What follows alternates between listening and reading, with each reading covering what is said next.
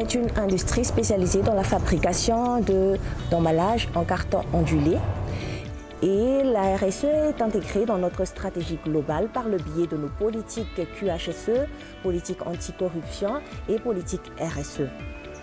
Pour la partie sociale, qualité de vie et conditions de travail, NUPAC est certifié ISO 45001, ce qui garantit un environnement de travail sûr et sécuritaire pour tous nos employés. Par ailleurs, nous avons des démarches sur le plan sécurité qui est aligné au principe de Dupont-de-Nemours.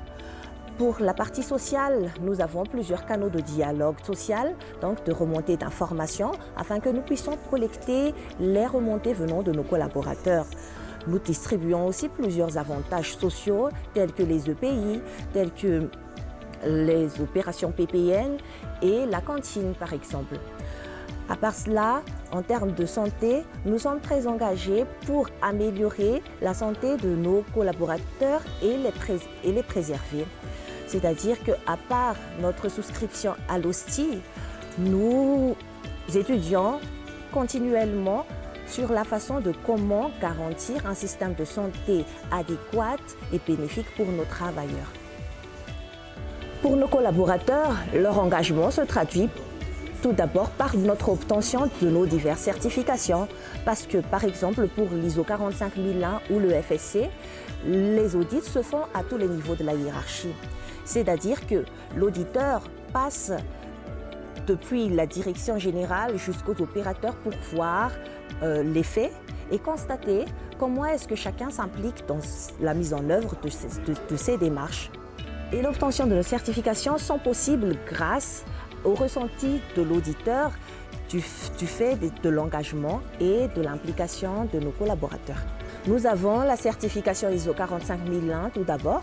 Après, nous avons notre score de 722 jours sans accident. Par ailleurs, le résultat de nos enquêtes de satisfaction collaborateurs est positif aussi. Et nous avons pour ce thème-là un taux de participation de 79,5%. La majorité des pratiques de NUPAC existent maintenant depuis plusieurs années, bien que c'est cette année 2023 que nous commençons à formaliser officiellement le RSE. Ainsi, ces activités vont perdurer parce qu'ils sont ancrés dans l'ADN de la société. Dans les années à venir, des axes d'amélioration sont quand même envisagés. Par exemple, la réduction de notre empreinte carbone. En second lieu, la migration vers l'utilisation d'énergies renouvelables. En troisième lieu, nous envisageons aussi d'officialiser notre charte anticorruption.